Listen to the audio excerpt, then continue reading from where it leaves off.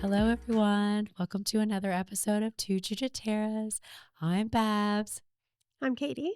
and we have a special guest today, Alex Tabler, who is a somatic practitioner and breathwork coach. Thank you so much for coming today. Mm-hmm. Living in the wellness space, we all need wellness in our life. So, so thank you so much for being here today. Mm-hmm. So, tell us about your practice. Oh gosh, this is where we're starting. Dig deep. So breathwork has been, so I've had kind of a journey that's brought me to breathwork. And it started off with yoga.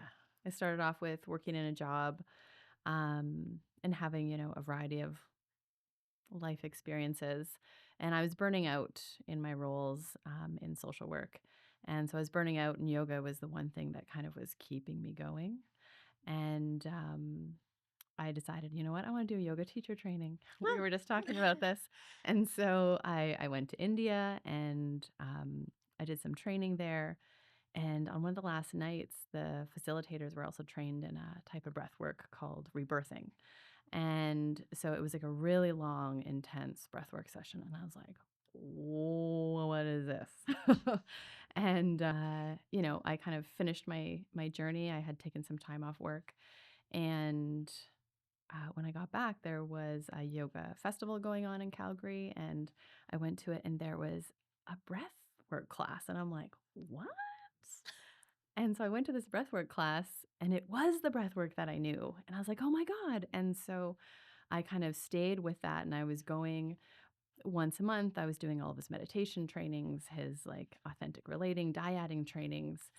And then we did this weekend immersion. And I had been really struggling with some depression at the time. And it was just this really dark space I could not get out of, it felt like. And because it was a 2.5 day. And so at the end of day 2, I was just in so much pain, kind of in our, something like a claw position. And it was just like, but it was excruciating. And I was just like crying and crying and crying. And I'm like, oh my God, I need this to end. Like, this has to stop. Like, it's too painful. And a facilitator came over and touched my hand. And she was like, yeah, like you don't have to hold on. Like, you can just let go, or whatever the words she said. And as I like stopped breathing and just kind of let it all settle, this enormous like energy went through my body, and I felt this immense gratitude. And I realized, oh my God, the pain always ends. And it was like this light through this depression that I had never been able to actually experience. And so I'd been kind of in this functional freeze probably my whole life that I didn't know until breathwork and yoga started kind of the awareness of my body, and then breathwork really started getting me to kind of pull apart some of these layers and the emotional aspects of it. And then when I was able to actually, it impacted this belief and this mental health. And I'm like, oh my gosh, like people need this, like more people need this. And that kind of started my journey. And I think that was in 2018. And I was like, no, I need to do this. So breath work, specifically conscious connected breath work, is kind of what we do. It really, um, breath in general, as I've told many of you, it's um, this amazing opportunity to kind of access our system, our nervous system. So whether we're regulating it and caring for it and bringing it into balance, we can also use it as a way to enter into our system for our own healing, which is kind of the area of conscious connected breath work. Okay. That's awesome. Yeah. It's amazing. And how long were you in India for? Like, was it a long trip? Like when you Well, when you went over for training and stuff, or just like, well, the training was a month, but I was in India for 2.5, and then it was a 6-month break I took from work, okay. and did some more training around social justice and yin yoga, because social justice is a huge part of who I am and what I value. And so how can you use yoga in that aspect too? So Yeah. That's pretty cool. Hmm. Because, yeah, the burnout's pretty high in the line of work that you were in before. Yeah. Like, yeah, Hmm. absolutely. Hmm. That's awesome. We So, were fortunate enough to yeah. do a session last night.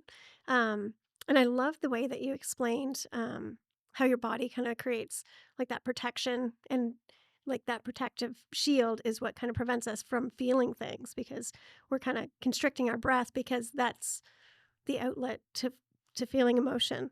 Hmm. Um, can you touch on that or explain that again? Because I just thought that clicked for me last night when you were explaining that. I was like, that's why I think people are walking around not taking these full breaths. And it's just like this society's impact is like, suck everything in and like, put on a strong face and ignore how you feel and Hmm. just get through it. But I thought the way you described that was really cool. Yeah, and I mean, and you reset it very well. Our tendency is to hold our breath, right? Just as we even walk through the world, I even catch myself. I'll be like, "Oh, I'm not even breathing," or we're letting just so little air in through our chest and just kind of getting through. But it's a cheesy quote, but it's just so real. Like the more we feel, the more we heal, and um, the our breath is indicative of how alive we actually feel. So if we have very shallow, um, limited breath, then we're going to be able to really kind of keep ourselves safe and feeling much less. The more we breathe, the deeper we breathe and access our system, the more we're going to feel. But for how long have we been trying to protect ourselves and keep ourselves safe?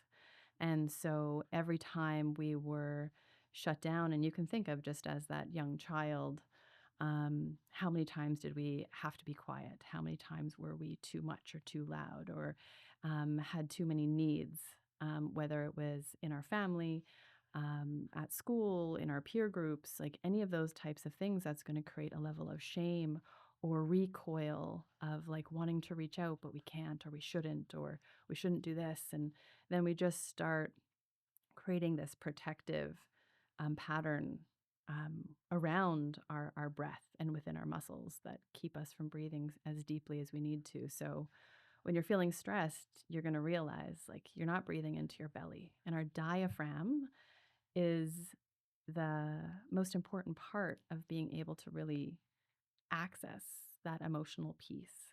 So if we're just breathing through our chest, that's going to be pretty stressful. We're going to feel a lot of That's me. stress. Even just sitting here, obviously, I don't want to breathe too heavy and have like heavy breathing into the microphone. But it's true though. You sit here for a whole hour and I'll just be literally conscious of don't breathe too hard. Hmm. Right. So in your group spaces and stuff, like it's so, I don't even think about it anymore. It's just happening. Yeah. Right. Like our experience yesterday, like it was so intense to try and breathe and keep telling myself, like, expand the belly, expand the rib cage. Like, I have to think about that now. Whereas you look at babies and children, it's like they just breathe how they're how we're supposed to breathe. So Hmm. it's pretty wild that there's so many people on average walking around like that. Yeah. Yeah, due to trauma or whatever, like Hmm. whatever experiences like through life. Yeah, and I love how you say that because if you look at a baby breathing, they have this cute little Buddha belly, It's so It's true. just like, and it's just like this beautiful rhythm that's taking place, right? And really that's a softness that would be very important for all of us. Now, once we start just naturally walking, we need to have muscles that hold us together. But sometimes if we have to hold ourselves together, then we're actually, again, creating a holding pattern that is going to restrict our breath and restrict those emotions because our society is not ready for that. Our society isn't prepared for that. It's like you can't be too emotional in your workplace. You can't get angry. You can't, do all these things as opposed to what if we could feel them and actually move through them so that they weren't these like big scary things that are affecting all these interactions, but we just haven't got there yet. Yeah, because it'd just be the behaviors. It's the outlet of like how you express. I think that's where the fear comes from is you can't do this, you can't do that because of repercussions of these big emotions. And how do you just say, I'm feeling very overwhelmed and acknowledging that feeling and letting it kind of like, I need a couple minutes. Yeah. Yeah. to just be angry or to be sad or to whatever. Because Mm-hmm. I know myself, I can feel emotion. I'm not a sociopath, but there's a cap.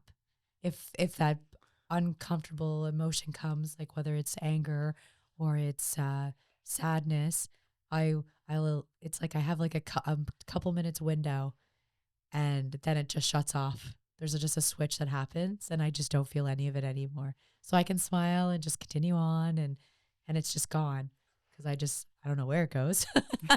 You probably know where it goes, but it just I'm like, okay, I need to function, so I just shut it off and continue on. Hmm. Mm-hmm. And who knows with all the stuff like where it's traveling through and what it's actually doing or will do for me in the future. But Mm-hmm. I can't access those emotions. Mm-hmm. I feel like there's a common trait with energy work, with breath work, with yoga, with like different things. They seem to all kind of tie into each other. So, as you were saying, you don't know where it goes. I've just recently learned about like shadow work, and I've heard of it numerous times. I've heard shadow work, but it's all the stuff you kind of put behind you and pretend isn't there. Mm-hmm. And yeah, when you start to kind of pay attention to those things, it's kind of another level. Yeah, that's that subconscious work, right? All the areas of which are beliefs, you know, kind of are kind of tucked away in the darkness, right? And Yeah. so that's that shadow work, those old limiting beliefs. But our shadow can also be, there's also a reference to a golden shadow. So where a lot of our gifts actually are, but they just had to get held back because for whatever reason we weren't able to show them at a time. And so when we do shadow work, there's also like a golden part of the shadow. So it's not just darkness Ah. that's there, it's actually lots of amazing, beautiful parts of ourselves are there too that we thought at some point we couldn't. Like, what if there was like a child, especially like, and this is just stereotypical, but like maybe a male child who's super sensitive and super intuitive, right? And maybe they grew up in a home where it was like, no, you had to be strong, you had to be a certain way. And so that golden part of them, or those beautiful pieces, or maybe, a really amazing singer would sing and then their siblings would make fun of them, or, they'd get some comments made, or, that wasn't important, or maybe a family member passed and it's like they had to sink back, right? So sometimes these shadows are actually these golden things as well. So when we do that work, um, we get to have everything come up, the gross stuff and the good stuff. Okay. I love Mm-hmm. that. Good to know that there's Yeah. little good There's some light bad but back little there good. too. Yeah. That's good stuff. Uh-huh. And Yeah. what I love about breath work is it is tapping into the unseen, the unknown, the unconscious, because we're tapping into our nervous system where everything we've experienced is is being held. And so we don't always know exactly what's going to come up, even though you can prime the system to kind of invite different things to arise. But there's like a mystical part to breath work because breath work can be used to support trauma. Breath work can be used for health benefits. And it can also be used to alter states of consciousness in terms of spiritual aspects. And so the ways in which we can access parts of ourselves that we never knew existed, breathwork allows that opportunity, depending what where you're at, what your path is, and the more you do it, kind of the more it unfolds. But as things continue to unfold, you also start to get really curious and open to other modalities and other interests. So it's an amazing way to start to meet parts of yourself that you're not as familiar with. Yeah. Have with working with clients like or with people like has there been such varying degrees of like because you obviously do sessions over time you could do a one-off but I'm assuming you like it's more beneficial to do multiple sessions over that period of time. What have you Mhm. noticed, like is there big trends that with different people or is it all just completely variable? It really does vary. Um, from things that I've seen, so my personal experience is I'm a very body-based human, so a lot of my things are really tangible. So I feel my body, I experience memories.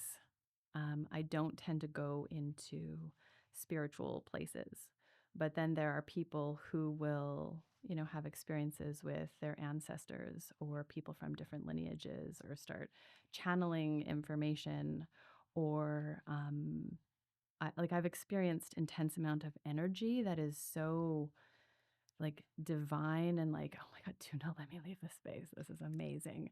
Um, but people have these capacities just to reach these places that um, just to maybe the average person seem woo woo.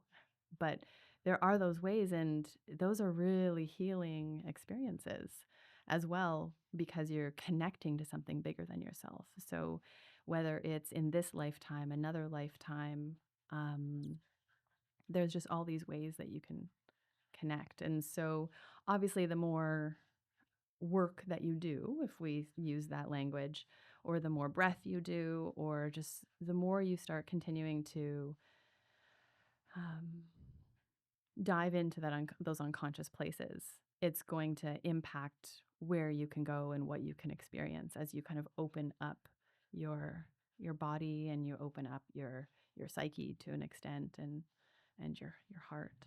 So It's cool. yeah. Um, can you do you mind going into a little detail about kind of like how the sessions start and just for people that don't know what breath work is and somatic like practice, just if they're like on the sidelines being like, what am I expected to do?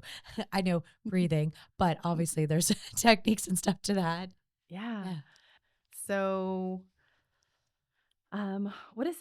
what someone can expect when they come to a breath session. Um, of course, we're always going to start by talking about breath, right? It's always helpful to have a bit of an idea on what might take place, on kind of why we're doing this, just to kind of let the mind have a bit of ease and understanding because there's lots of us who like to understand or have anxiety about the unknown. So, kind of letting everybody, yep, definitely, Jillian. I'm just like, just tell me to do it and I'll try. I'm like, I need to know all the aspects. um, but so we'll kind of go over that. And then um, when we actually start to enter into the process, um, the part that I even find challenging, even to this day when I do breath work, I hit resistance. So resistance is the first part. It can range from 5 to 10 minutes, sometimes longer, depending on the person and the situation. But this resistance that takes place is our system doing what it's kind of supposed to do. It's meant to protect us. And so, whether it's our mind questioning everything, whether it's our body starting to try and shut down and go to sleep, or being just physically uncomfortable, whether it's our mouth is too dry or like we're feeling certain things in our body. We're going to start having these layers of resistance, feeling really faint or lightheaded, and all these things that are going to try and get us to stop breathing. And so that breathing is activating our nervous system, right? Entering into that fight flight state. But the thing is, we're not doing it because there's anything that we should be afraid of. We're putting ourselves there. And so when we're able to do that in a place where we can feel safe, so we have a bit of information knowing what's going to happen. Hopefully, you're in a space where you feel comfortable with the facilitator or the people around you, or whoever is there. And then you can recognize, like, no, I'm okay. Like I'm literally okay here. And so once we move past this resistance, and we can recognize that we're safe, and our body and system starts to recognize, no, I'm still safe. Then it goes into processing, and processing is where a number of things can arise depending on the person and the session and the timing and the situation that they're in at that time. So it can be usually it's really common to get tension in the hands or maybe in the feet or, oh, pardon me, in the face. Um, that's really normal. Some people can get what's called tetany, where you get really severe hand cramping. And some people say, oh, but that's hyperventilation. This is considered a hyperventilation breath. because we're hyperoxygenating the blood. This is true. The Now I can't remember. hypervent Yeah, the hyperventilation. because I had that happen. Yes. And I came home and I explained to Patrick. He's like, "What was it like?" And I was like, "It was kind of like a little mini seizure." But I just felt like it was such a huge release. Like I Mhm. just had puddles of tears after. And my first session with you was in a group that I didn't know anyone. It was at my yoga studio, and I didn't have the capacity to care that I was crying amongst strangers. I was just like, I needed that good cry. Like I really, really needed it. So I was looking forward to that when we did it last night. I was like, I need like it just feels like such a release and just Mhm. like it's it felt comforting. Yeah. So, I Yeah. but I didn't have the mini seizure last night. I just had so I wondered does that mean I did better with my breathing or does that matter? Yeah, I love that you say better. So there's no better or worse. There's Okay. no right or wrong. Because what happens is, although you're kind of taking on a breath pattern, um, our own physical protection is going to show a different pattern in our body. So people will say, "Oh, it's because you're doing that technique that it's causing this," and it's like, no, no, no, no. It actually has to do with too much exhaling. So it's usually like more pushing the breath out. Okay. And so for when we're pushing the breath out more, usually what's happening is we're starting to enter into a bit more of a fight flight. So our system's actually amping up, and we're getting into a more stressful state.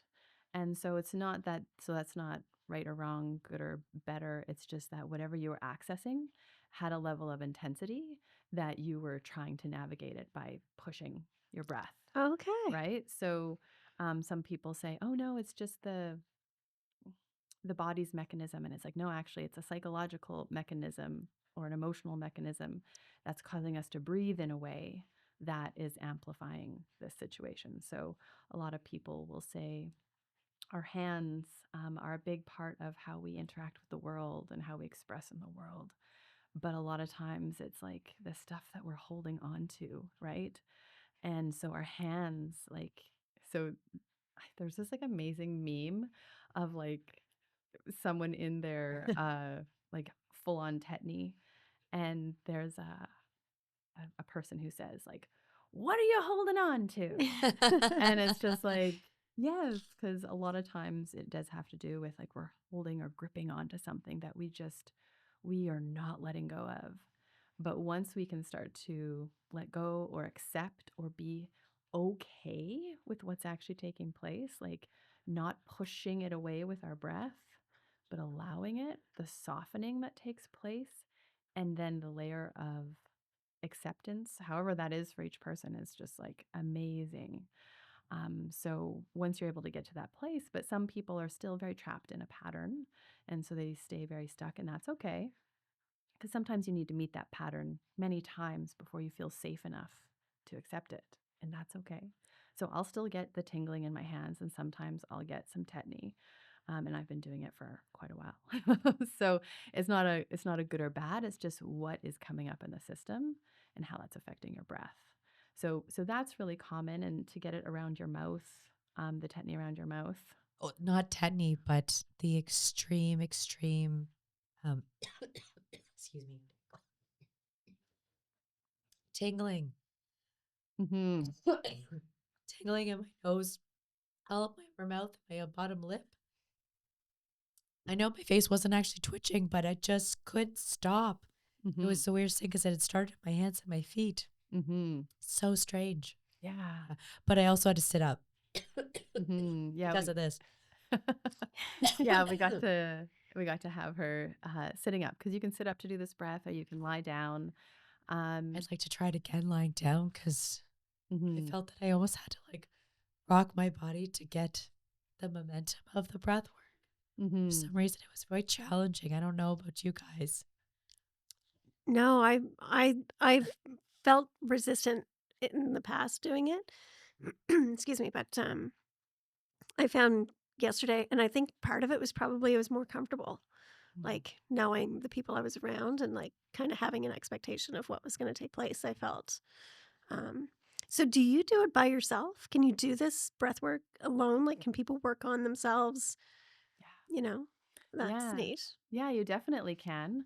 From my experience, and I know everybody's different, because obviously through my training was over the course of a year, and so there are some people who can just go easily as hard on their own versus when they're facilitating or in a group. But I know for myself, the moment, because my tendency is to collapse into sleep. That's my one of my tendencies. So it's really helpful to have someone else kind of hearing the sound, hearing the reminder, having a little bit of encouragement or pressure or reminder, because that is my tendency is to yeah, just go into sleep. We all have a protective mechanism, and that is definitely one of mine. Um, but yeah, so I don't go as deep, but it's really actually supportive to do really short sessions on a regular basis, just because you're kind of able to, especially if you've been having like a really stressful week or something, or had a really stressful day at work, or you know, you need to kind of do some releasing. If you do just a little bit of breath, it kind of just like helps it come up to the surface. So, I'll feel like the tension in my chest, or I'll feel, the tension in my hands, or feeling like I really need to like move my legs around, or feel like, oh God, my neck, I feel like really feeling my neck right now. So the sensations can come up to the surface, so you can kind of release that bit. Okay. Mm-hmm. I feel like I would do better. I think I'd do better with the coach. Um, but yeah, if it was something where like I could have homework to kind of prepare and like work on it, Mm-hmm. that would be kind of cool. Yeah. Um, but I wanted to touch base on what you were talking about in terms of like having a seizure. That's So a terrible way to describe it's a it. terrible way Scare to people describe off. I mean, I like that dark humor. It's not. I didn't feel like I was actually having No. a seizure. It was just like, yeah, it was like very. I kind of felt like a little T-Rex or something. Yeah. I kind of Yeah. curled into myself. Like T-Rex hands. it was very weird, but Totally. it was cool. Like I was into the whole thing.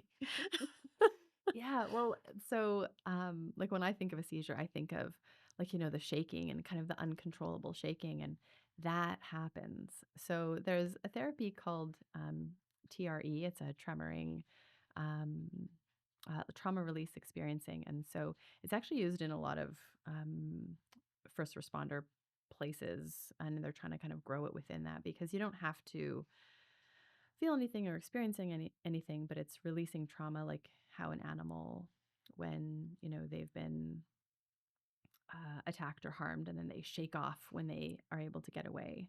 So you can actually start to activate the muscles in your body, especially in very specific areas that tend to really store the trauma, and just start getting that tremoring effect, because that tremoring effect is your body's natural way of starting to release trauma from the system. And so humans, we don't really do that.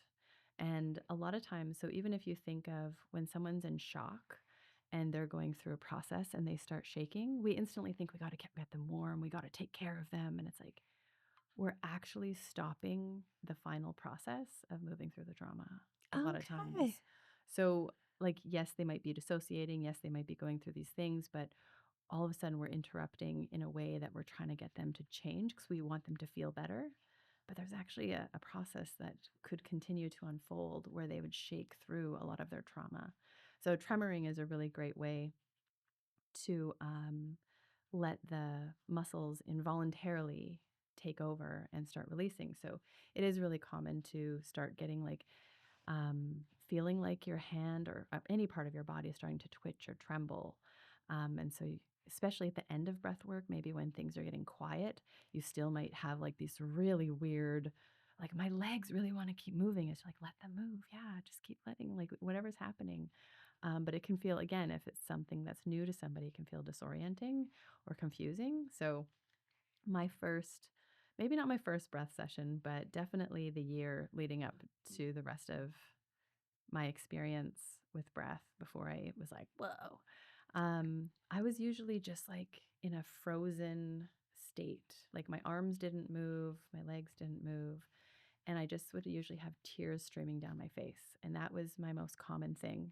The facilitators would come around, get me to do a movement, and I would then put my hands back down and continue to breathe. And that was the first year of breathing. I couldn't feel my lower body. I was just frozen. And so a lot of people, when they have their first breath session, sometimes the system, it's new to the system, right? Like allowing and going to a place that is new is kind of scary or new, or I would even, like, I'm using the word disorienting because it's just different and new. So sometimes the first experience someone has is quite contained because they're protecting themselves, understandably. But the more you do it, then the more you're opening yourself up because you're like, okay, I know what's going on. Your body starts to trust the process. Your body understands that you're willing to go there. And then it starts allowing more and more to arise the more you do it. But so yeah, the tremoring or that's how I perceive a seizure.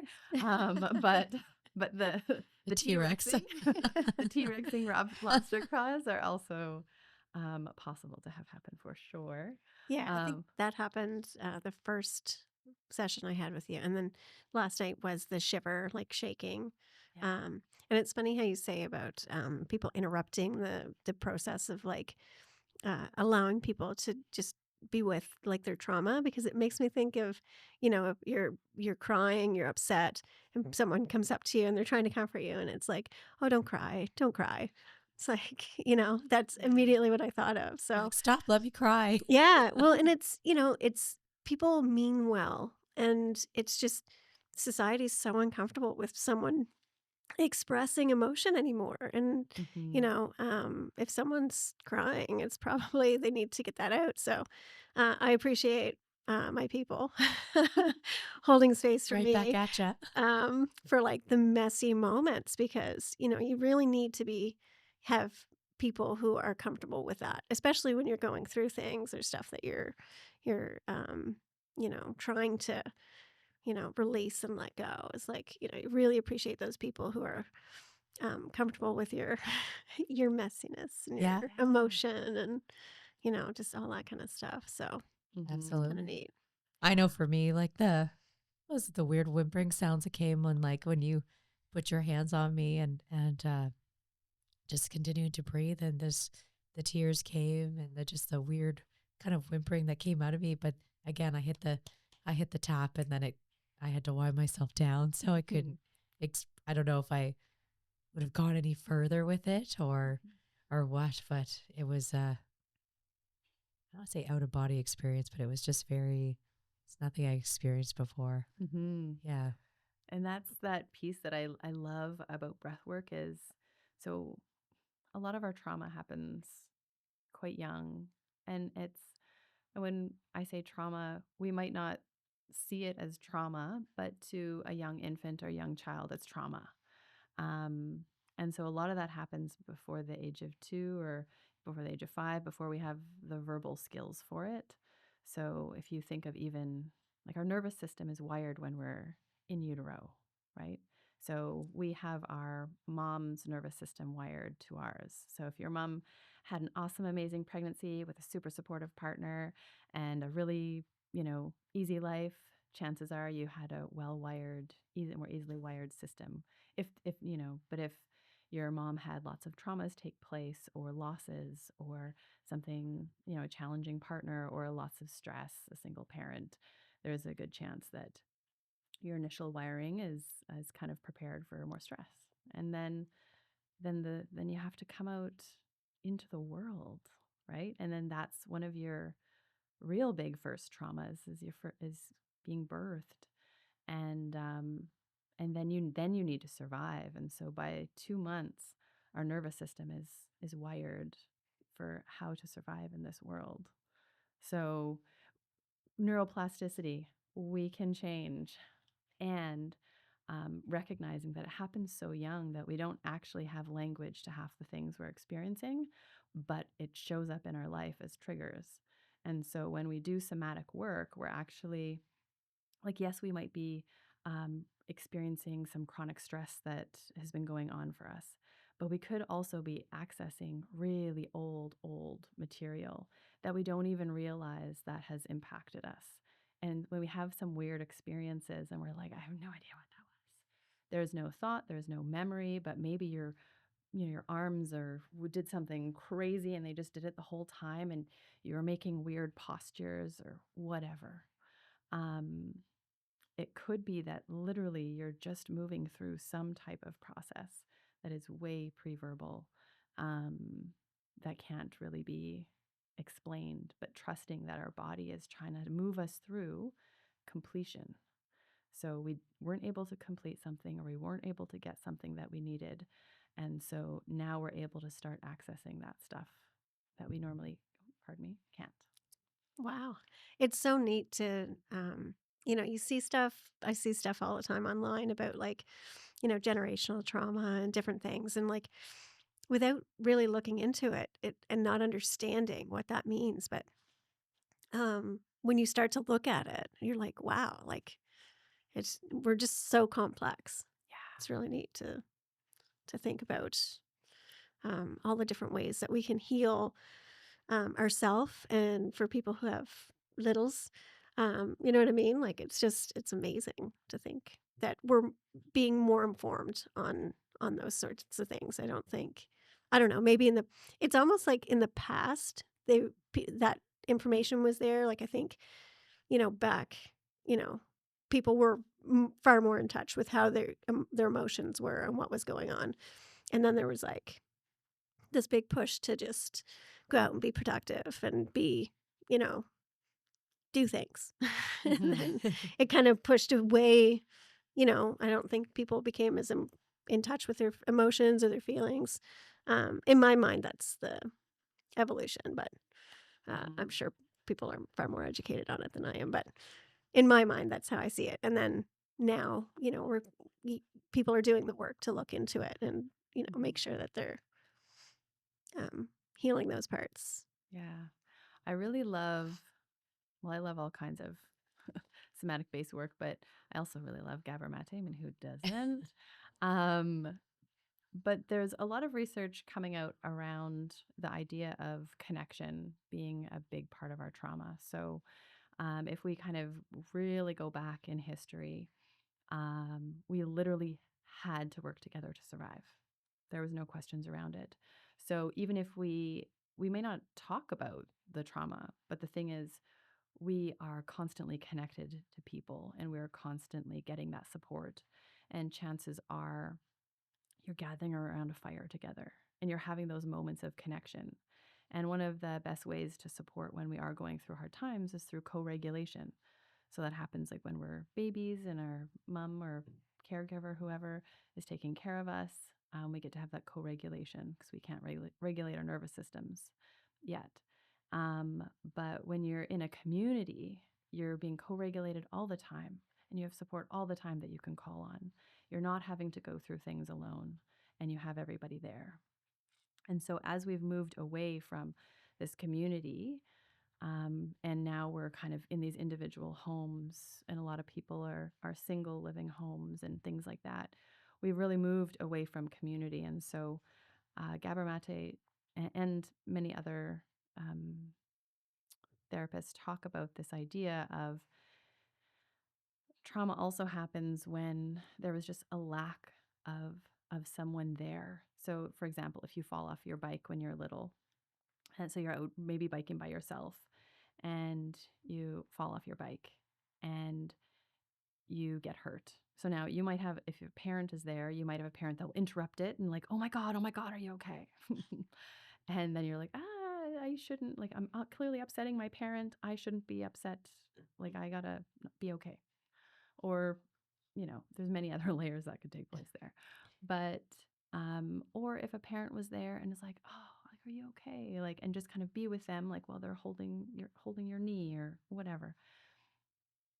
But then if you're by yourself and you fall off your bike, you might be really upset. You'll experience the experience. And then usually, what do we do? If we're a kid, we run home to our parent and be like, oh my God, I fell off my bike. Right? Or to our big brother or whoever it might be. But the next older person or the next person we see, if we're hurt, we go to them for help. And what if they're like, oh, you're okay. Like, you're fine, right? Again, that's trauma. That's like, I'm not okay. but you're telling me I'm okay and my experience isn't valid. And so we've just internalized that, oh, I'm wrong. Like what I'm feeling isn't valid, accurate, real. And the outside world, like those people who are important to me, who take care of me, who are part of my survival, don't see it either. Wow. Yeah. So if we had people, if we had a bigger community than just our one parent or parents, when we have more people to go to and more people to turn to, right, then we're able to get those pieces met.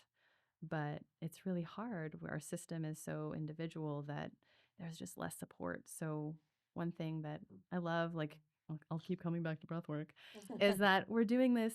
What I love, like I do one-on-one work and I find that really rich and exciting because we can kind of explore in deeper ways and unique ways. But I actually love group work. I love group work because um, healing, when trauma happens in relationship, and we have so much collective trauma that the way to heal it from my perspective and my learning and my values is together. And so, although it can be really hard to be in a group of people you don't know, um, the thing is, everybody's there doing some of the work together. And it creates this really beautiful experience when we all recognize we're all kind of in it together. And so, we heal in community. And so, how can we keep creating little bits of community to do the work so that we can be held while we go through these old things that just need a bit more care and attention that didn't have? So, how can we repattern? How can we complete something that didn't get to complete now? And so, I find breath work is one of those ways to do it. That's that's so powerful to like think about it in that way. Mm-hmm. It's really cool. Yeah. So you said stomatic? Somatic. Somatic. So that is breath work? Somatic. So soma is kind of the idea of our body. Okay. Our body is our soma. Okay. Yeah. Cool. So breath work is one aspect too. Yeah. So I talk conscious connected breath work is, intentionally going in and activating the system. Um, and so, as I said, some folks just want to go to altered states of reality, which is okay.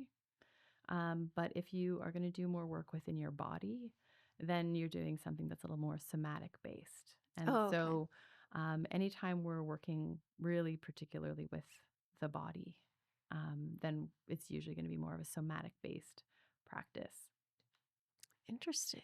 Okay. Mhm. So where do you see yourself, excuse me, going from here? Like, that's probably too big of an open question. Take But over like, the where, world. I love it. Like how the space will grow and it. Hmm. Well, one thing I do love is breathwork is growing, and I'm just like, yes. And it's really exciting to see that it's funny because don't get me wrong, I think a lot of people entering new spheres of business or sharing, sometimes there's like that fear of scarcity that can come in Mhm. when you see all these different people all doing all these different things. And it's like, yay, we need more of it. We could always use more of it. And there's different styles and modalities, but in the end, like breath work is the key, right? Because the healing nature is within each of us. So regardless of the type of conscious connected breath work we do, it's going to be healing. Um, so my hope is that it's going to continue to grow. And it is. And here in New Brunswick, so in Calgary, there is quite a large community, and that's where I did my training. And out west, there is a lot of that, and it's starting to grow out east, which is so good. And it's a different community, and there's different needs everywhere you go, or different comfort levels everywhere you go. So when something's new, you have to find ways to um, meet people where they're at, meet communities where they're at. So, you know, uh, I offer kind of small groups, usually once a month. And sometimes I'll do bigger ones. And I'm familiar with some breath workers in other parts of the province. So I just imagine it kind of continuing to grow.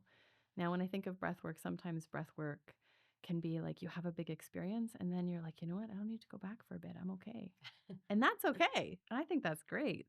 Um, and then there's people who want to take it slow and work on like slowly digesting things and working deeper and deeper and deeper. So, depending on what people want, there needs to be a variety of things that they can access. So, if they want something like slower and deeper, if they want something, harder and faster, um, our nervous systems all work differently and it will change over time. So, what we need will change too, but it's growing. So, yay. It's awesome. Yeah, Yeah, that's because fantastic.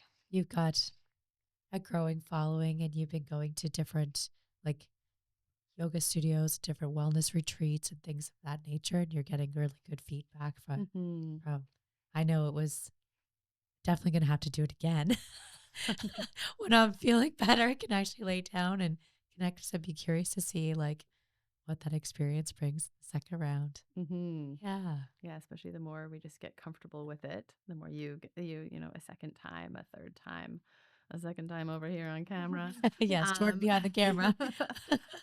um, uh, yeah, it just ends up being a deeper and unique experience as long as we're able to kind of like trust ourselves, like building that trust with ourselves and our body. It just allows us to keep going deeper. So I'm excited. That's awesome. Yeah. That's awesome. I would love to hear. So I guess I didn't hear. I didn't hear. My apologies. I didn't finish saying what you'd expect in a breath session. Yeah. So usually the breath session, depending on who's facilitating, because it can be a shorter breath session or a longer breath session, recognizing that there's no right or wrong. It's just different, and maybe depending how deep you go or, um, the how many people are there and things like that. So you'll usually breathe with myself, depending on many things, but usually around half an hour, maybe up to 40 minutes, sometimes 20 minutes if it's a smaller, shorter session. But during that time, so we talked about the possibility of tetany and tremoring, but you can have all kinds of emotions come up. You could have no emotions come up and you could just feel sensations in your body.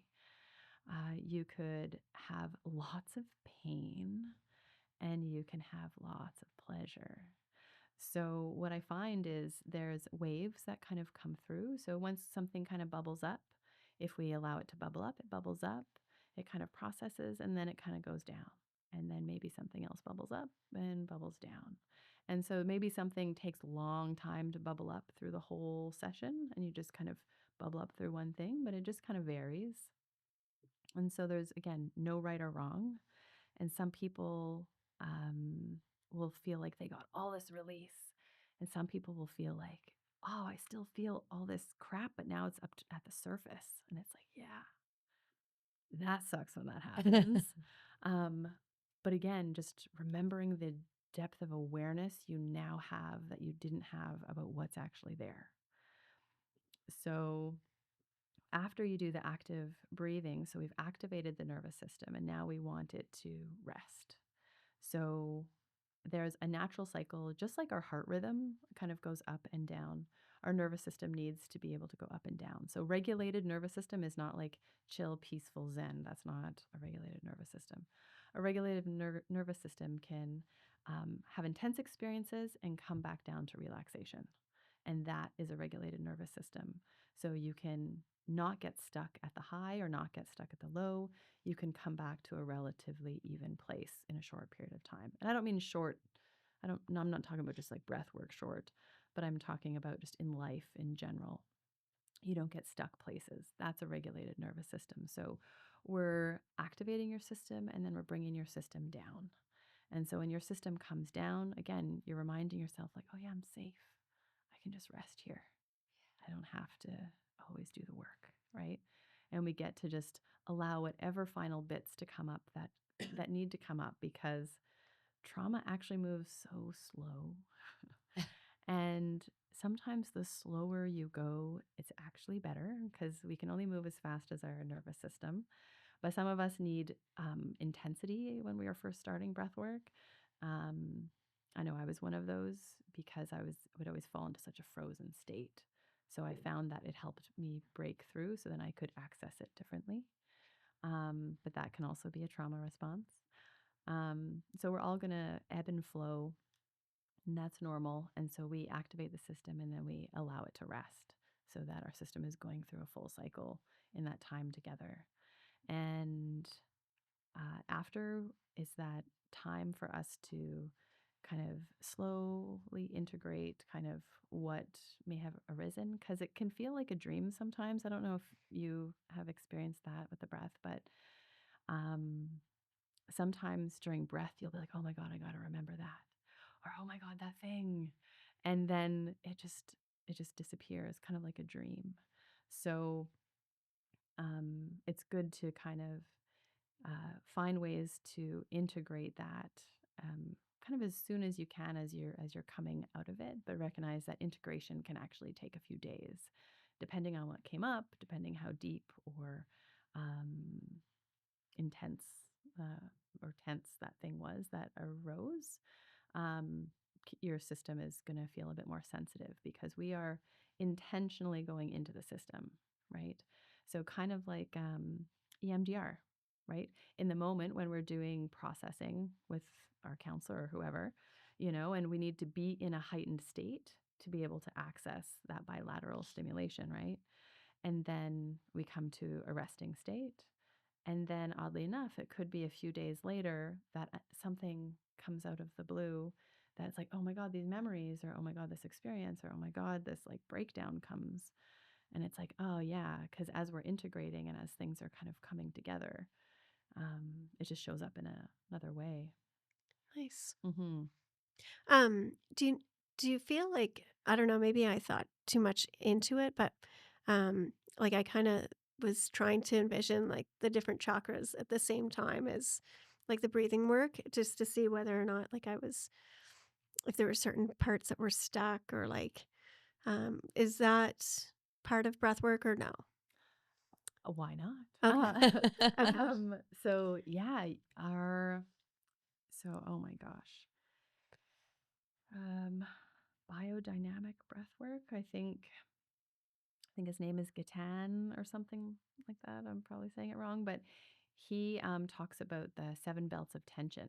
And so it also correlates to the chakras. And so ultimately, if you think when we do, so in somatics, there's lots of um, theories and research and practices that are, historical from the last 100 years, and all about doing work with the body to access different particular things. So that's where we learn how to read the body and the tension in the body and how they are mapped to different um, somatic aspects of self. And so they are actually aligned with the chakra system. Okay, cool. Yeah, so there's nothing wrong with doing that. And so, as I said, there can be that energetic piece that arises in breath work, whether you, first of all, you choose to activate it or not, um, because it's all of what resonates with you. So, as I said, I'm a super body based person and I love the chakra system, but I recognize that I am very grounded to this earth. I need to keep expanding. Um, but I find that hard. Whereas I have friends who are, I would call it up and out. Like they go to the energetic, you know, depths or heights. So we all have different ways that we are comfortable in our body. And so if we're someone who automatically turns to energetics, nothing wrong with that, as long as you're not doing it as a way to avoid your body. But our chakras do have to do with the energy alignment in our body, and that does affect very specific areas of trauma that we experience. So, Cool. yeah. Yeah, I had a lot of sensation with the one last night, and I noticed certain areas, and I wondered if there was a connection to that. So Mm-hmm. Nifty. I love exploring it. The next time you're doing one, please let me know because I'm in. I'm in. I'm dragging you along too. Yes, sounds good. Yeah. Hopefully, I won't have this sickness. Sorry, everybody, for listening to my sniffling and coughing and drinking while trying to get through this. It's all right. But yeah, same thing. Like We're the real deal. We're showing up the way that we are. That's right. But the sensations, I think mine was mainly tingling. That was the big part. Some pain. I had this pinhole here. I am a chest breather. Pain around here, of course, which I creep all the time. I carry my stress like this. Your shoulders. And ice cold feet. Mm-hmm. Yeah. I was telling Alex today, I'm like, I went to bed and my stomach was upset afterwards, and I put super warm socks on to get into bed. Minutes I was passed out. Oh, I really? just calmed my system right down. I was out. Wow. It was like one of the better sleeps I've had in so long. You sent me the chart today, and I was like, I can't tell. Like, This is good. I don't know what this is. Usually I have a Fitbit, so my deep sleep usually touches for about 3 minutes and I shoot right back up to wakefulness and then try to get down again and shoots back up. But the bulk of my deep sleep happens at the beginning of the night, and then it's usually light sleep the rest. Okay. Right between REM and wake. So it was nice to actually feel calmer when I went to bed. So, because it was quite the journey. And I'm sure I didn't touch into it as good as I could have if I wasn't feeling. But I like that you said that, there's no right or wrong. There's no good or bad. Like, that was your first experience. Like, now that I don't have to gauge whether or not I'm doing it right, I can just go with the experience and then, just keep, Had it. staying with it and just kind of exploring. I think that's kind of the fun. I don't even know if fun is the right word to describe it because it's, it is, we're looking at some stuff that, we kind of have to, you can either face or you can keep, keep your rib cage really tight and keep ignoring until you stop breathing. But yeah, I'm glad you touched on touch because that was so comforting. Like, I remember one of the girls that I did my yoga teacher training with expressing how important touch is to society and people. She explained it mainly with like elderly people who, they lose loved ones and they're kind of isolated and just the human touch. But yeah, like that was so comforting. And you realize more and more like how much tension you're carrying in your body when someone comes up, and it felt very like you've got a healing touch. Yeah, it was wonderful. I didn't let go until she actually it was like, wow, stopped me from stuff you're not aware of until someone's like, remove your shoulders from your ears. Yeah, So. it was quite powerful. So yeah. Yeah. And can I share something you had shared with me about after when you put your socks on? yeah. So, and I, of course, like to make these connections, but I do really feel like there is. So one thing I recognize is I really value breath work for its capacity to deal with trauma and have it move through our body so we can live a more whole life. And there is this unknown spiritual part of it too, that I also truly value, and connecting to things we don't even understand yet. And so you had said that, your feet were cold, you weren't feeling good. So one of the things that came up in your breath session was around compassion for yourself. And then your feet were just so cold, and you had a memory of your grandma making sure you had warm socks on when you weren't feeling good. And so you put those warm socks on. And so when I think of this memory of your grandma coming, to take care of you, right? And so I was like, oh, wow, what That's a beautiful thing to have her arrive at a perfect time for you to rest. Yes. Because that's what you wanted at the end. You're just like, it's like, when I held your head, it was just, you needed to rest. So That's beautiful. amazing. I love that. Yay, crying on camera. Yes. It's totally okay to cry. It's messy, but it's good. I'm just shocked it's not me this time. Yeah. Woo. Next time. Yeah. No, that's beautiful though. Mhm. That's really nice. It's finding like things that have comfort and healing. Yeah. Mhm. Yeah. Yeah. There's so much to be done Yeah. in everybody's life. Yeah. Yeah. Yeah. And that's where I think that idea of that innate healing that's within all of us, we impact each other every day. And we don't even realize it. And it will show up at some other point in our life. So your grandmother taking care of you and getting you to Yeah. put your socks on, here now it shows up, right? And I mean, it's maybe showed up many times. And I know it's our family, they take care of us. But, there's always going to be these moments where we're reconnected to something that someone has done or said, whether we're fully aware of it or not. And it's like, again, that piece of cellular memory or nervous system memory, or maybe it's spiritual in nature, who the heck knows, but that it arises when we need it, right? And so when we can have space for that to come, it can come. And it's like those who have passed still literally live within us, literally. Yeah. So, yeah. That's powerful. That is really cool. Mm-hmm. Yeah. Excuse me. Yeah. I'm at a loss for words. What I love about what the two of you do is obviously I do not do jujitsu, but it's a powerful practice. It's a powerful somatic practice, which I think when I think of, especially for women who a lot of times we haven't been able to defend ourselves. A lot of times we haven't been able to express anger because we're not supposed to. And I know you're not expressing anger during jiu-jitsu, but the idea of we're actually activating that part of our nervous system where we have to survive on some level Yeah. and we have to stay regulated to be able to do it. So it's this really powerful somatic practice that is really hard, but how amazingly powerful. And when I think of breath work, so that's something where people are hands on, touching each other in community, doing hard work that takes a lot. So that's a community that's doing healing work. There is crap that goes on within every community. For sure. And so when I think of breath work, a lot of times right now, and maybe because I'm a female facilitator, or maybe because it's mostly females, and this is like, please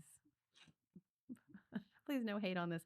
There's a lot of females who, because of our experiences, have really needed to do the work over these last many years. And we've had more space and freedom and empowerment to be able to do the work. And so, so I've noticed it's mostly females that are, coming to breath work, and we are having men that are starting to come, which is amazing because you're going to have to feel some stuff. And, there's so much stigma about feeling and expressing for men, whereas it's a lot easier for women to be able to express together. But anger is one of those ones that still is really tricky for women. And for men, anger is the one that they can, but also they're not supposed to because then they're aggressive, right? Right. It's complicated. Exactly. So it can be really complicated for men, especially if they're surrounded by a whole bunch of women sometimes, right? But I'm really excited as more men do start to come, and because I have been having more men come to groups, which is really great. But recognizing that there is this collective healing that takes place sometimes within our own, gender identifying groups, and in different male spheres they have some unique ways of doing their own healing and females have theirs, but we also can do it together, right? So that's one thing I love about your community of jiu-jitsu, my community that I build, that's like I don't know, part of a healing community or a wellness community, that these communities are for everybody, yet we recognize that there's different issues that face each of the genders, and it's good to remind each other all about that, and be a part of that healing together. Yes, exactly. Mm-hmm. I do notice with jiu-jitsu with the the breath, like when you're first starting jujitsu, it's so easy to get into that like hyper fight or flight state with your breathing if you're not. And as Breathing. you, what's that? When you're not breathing. Right. That's my Yeah. hardest part, is getting stuck in positions and you've You're let all the panicking. air out of your lungs, and now you have nowhere to go. You can't fill the lungs anymore because you're being crushed. Yeah. And then you panic. Yeah. So it forces you to work on your breath, and as you progress, you start to be more aware and different things. But I agree that it is definitely it's a community, and um, I would consider jujitsu a healing community. For sure. Yeah. Well, we talked to coach or professor like me, and all around mental health, especially we're talking about gender roles and stuff, and like stereotypes around men, and like the outlets and the community and actually what it provides, right? Mhm. Because it's ego gets set at the door. You can't talk your way out of it.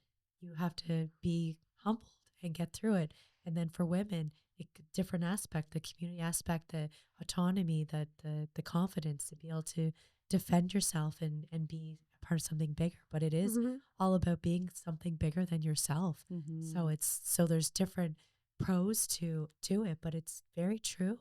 Yeah, and I Yeah, think very healing. we support each other, like with different growth, and like we're always encouraging each other and helping each other through. So Absolutely. maybe it's a type of breath work. Well, Mhm. it is, right? Because like I said, I'm obviously at a different stage of the journey than you are. We're on the different spectrums, but that's like, remember to breathe, remember to Mhm. breathe, remember to breathe. Mhm. Well, the techniques, right? It's because you forget and you go and you can only push yourself so hard and then you get stuck. Mhm. Well, if we think about it from a biological standpoint, what gets shut down if you're not breathing? Your brain starts screaming for oxygen, Right. right? You can't think past steps because you're not breathing. Mhm. So the importance of breath work, the importance of breathing. Yeah, the importance of our body, using our Mhm. body as a tool. Yeah. Yeah, Excuse me. all of it. Awesome. Yeah. No, this was very Yeah. interesting. This is, thank you so much for being here today. Really Mhm. appreciate it. And thank you so much for doing that session last night. It was really an amazing experience and Yeah, really appreciate it. And thank could you tell the folks where they can find you on social media to get connected and get on the Yes. breath work, the somatic practice? Yeah, right now, the best place right now to find me is actually on Facebook. I know it's a little old school. Um, that is the best place in terms of for the breathwork stuff that I offer. So I go by Breathe New Brunswick on Facebook, and I am found as Alex Tabler on Instagram. So and Peacefully Rewilding. So I do have a website that's going to be coming out. That's going to be kind of encompassing all that I do, because I do a variety of things besides just breath work. Um, and it will be underneath my name as well, Alex or Alexandra Tabler. Awesome. Mm-hmm. That's so great. Well, thank you so much. Thank you, everybody, for joining us today. Awesome. Oh, until the next roll. We might have to think of a new one. It It's been, didn't. Yeah, I'm like, it doesn't really suit this that's okay. episode, but Your tagline. Till That's the next okay. breath. Till your next yeah, breath. I Love love it.